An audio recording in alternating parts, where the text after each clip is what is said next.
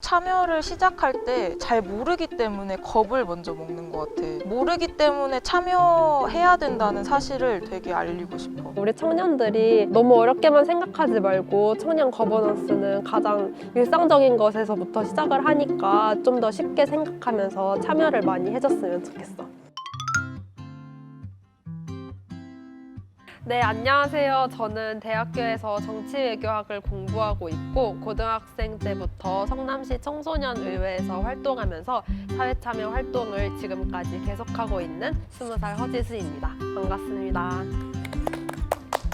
안녕하세요. 저는 21살 지금 대학교 1학년 재학 중이고 성남에서 21년간 살고 있습니다. 그리고 청년정책단 올해부터 참여하고 있는 김나예입니다. 안녕하세요. 저는 현재 25살, 성남시에서 초등학교, 중학교, 고등학교, 대학교, 그리고 지금은 대학원 재학 중인 성남시 청소년재단 청소년이사 김지연입니다. 반갑습니다. 근데 요즘 이제 청년 참여라든지 뭐 정책 참여, 거버넌스에 대한 이야기가 되게 중요하게 키워드로 떠오르고 있는데 혹시 이런 청년 정책 참여라든지 아니면 청년 거버넌스에 대해서 어떻게 생각하는지 너희들의 의견을 알고 싶어. 나는 일단 정책이라는 것 자체가 우리 시사에서도 되게 조심스럽게 얘기가 되고 이게 인식도 별로 없고 배우지도 않다 보니까 청소년에서 청년으로 넘어왔을 때 활동이 굉장히 적은 것 같다고 생각하고, 그리고 일단 어른들의 일이라고 생각을 하는 것 같아. 우리가 이제 성인이 되고 투표권을 얻고 우리도 참여를 해야 되는데 이 민주주의 사회에서 참여가 이루어지지 않으면 우리한테 손해가 올 수밖에 없거든. 나는 제일 먼저 떠올린 게 약간 조장하실 분? 이걸 뽑는 느낌 같았어. 모두가 중요성을 알고 누군가는 해야 되는 일인데 이제 눈치 보는 거지. 나보다 더 똑똑한 사람들이 해주겠지? 뭐 더 잘하는 사람들이 있겠지. 좀 미루고 싶고. 맞아. 미루고 싶고. 사실 말이 참여가 중요하다고는 하지만 대체 어떻게 참여해야 되는지 모르겠고 과연 내가 참여한다고 바뀔까? 하는 의문이 있는 것도 사실이잖아?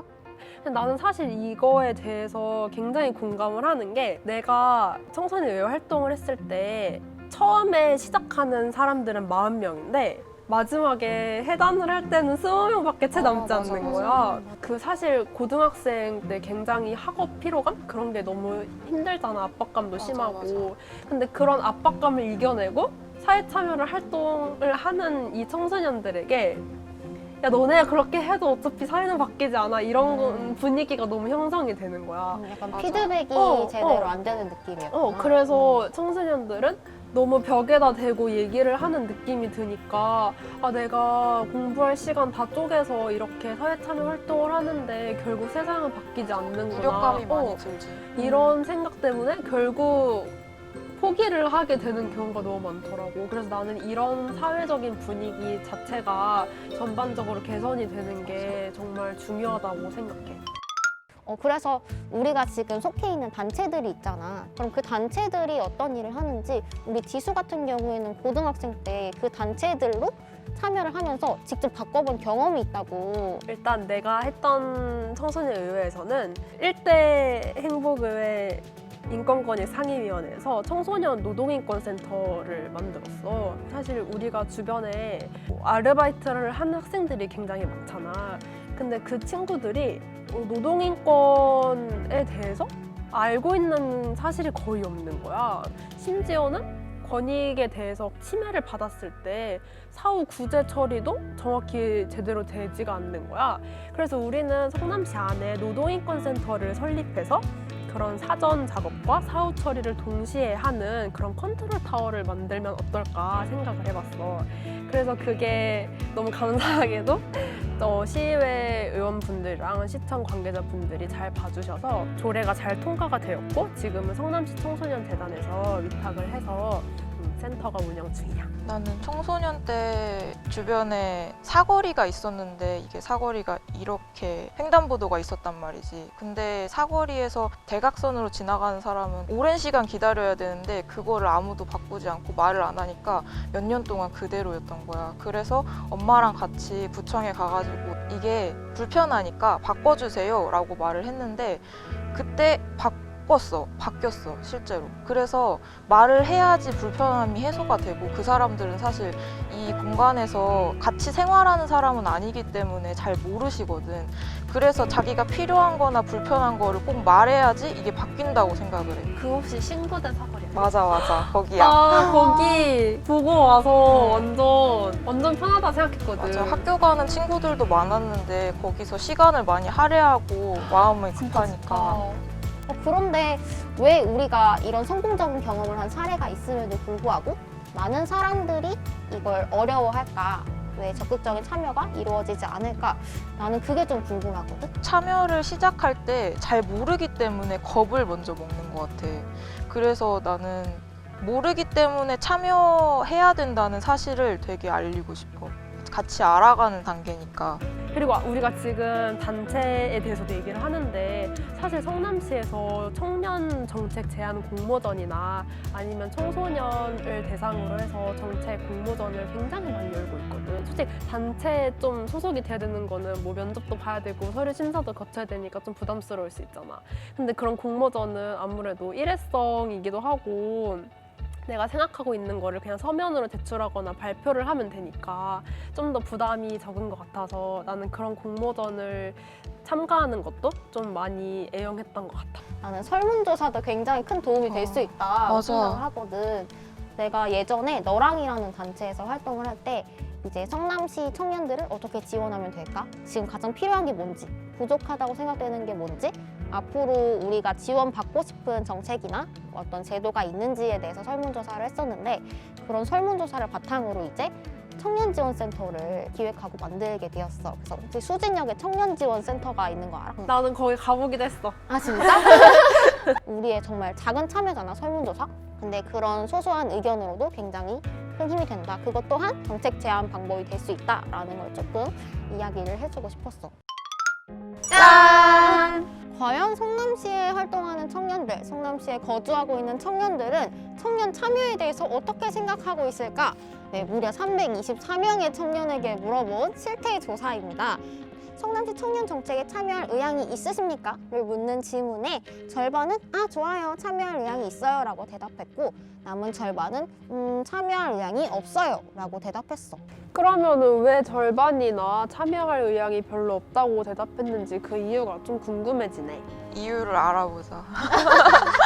청년 정책에 참여하지 않는 이유에 대한 설문조사인데, 가장 큰 퍼센트를 차지하는 거는 정책을 잘 몰라서라고 대답을 하고, 그리고 참여할 시간이 없어서라고 대답을 해줬어. 우리가 긍정적으로 주목해야 할 부분은 바로 참여가 귀찮아서 하는 거는 아니라는 것 같아.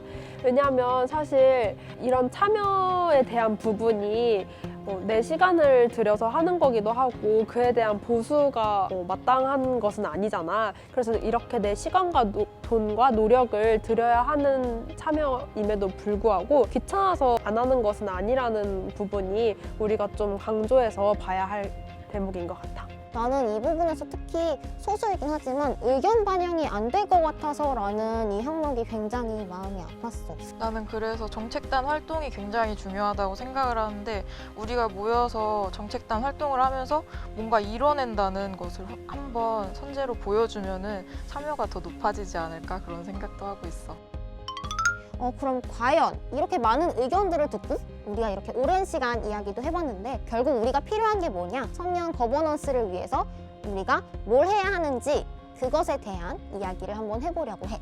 내 생각에 청년 거버넌스의 성패 여부는 청년들의 자율성과 그리고 그 자율성을 뒷받침해줄 수 있는 그런 자치 조직의 힘이라고 생각을 해. 왜냐면 사실 청년들은 뭔가 부족한 게 많아. 돈이 없거나 아니면 청년들이 모여서 뭔가를 할 수 있는 공간이 부족하거나 심리적인 압박감이나 왜냐면 취업에 대한 문제가 있으니까 생계가 안정되지 않는 청년들도 굉장히 많고, 그럼에도 불구하고 청년 거버넌스를 효과적으로 만들 수 있기 위해서는 일단 우리 내부적으로는 성남시 청소년 재단도 있고 아니면 청년이 봄이라는 센터도 있으니까 그런 지원 센터들을 통해서 청년들이 정말 하고자 하는 마음만 있다 나면은 어떻게든 할 수 있도록 좀 뒤에서 서포트 해주는 지원 사격 역할을 해주는 게 가장 중요하다고 봐. 그래서 청년의 자율성과 센터의 서포트가 두 가지가 잘 조화가 될 때 청년 거버넌스가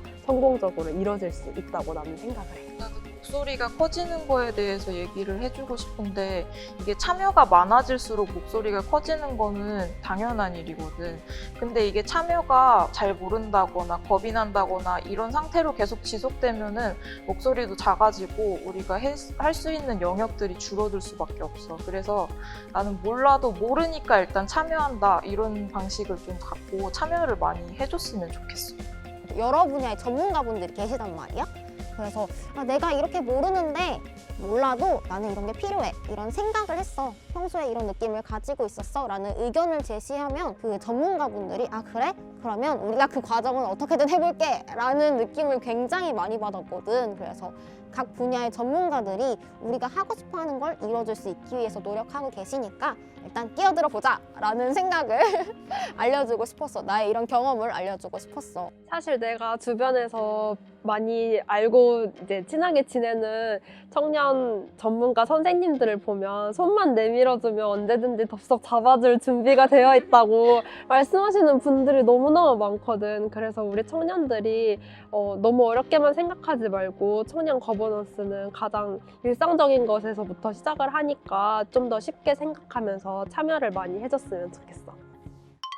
자, 그럼 지금까지 우리가 이렇게 오랜 시간 동안 청년 거버넌스가 무엇인지 그리고 그 중요성이랑 어떻게 하면 더 나은 청년 거버넌스를 만들 수 있을지까지 논의를 해봤잖아. 그런데 나는 이 논의가 우리의 대화로만 끝나는 게 너무 아쉬운 기분이 들어. 이제 이 영상을 보고 든 생각을 댓글로도 남겨줘서 우리와 함께 공유해줬으면 좋겠고 우리랑 같이 청년 정책, 청년 거버넌스에도 참여해줬으면 좋겠어. 그러니까 우리 같이 참여해요.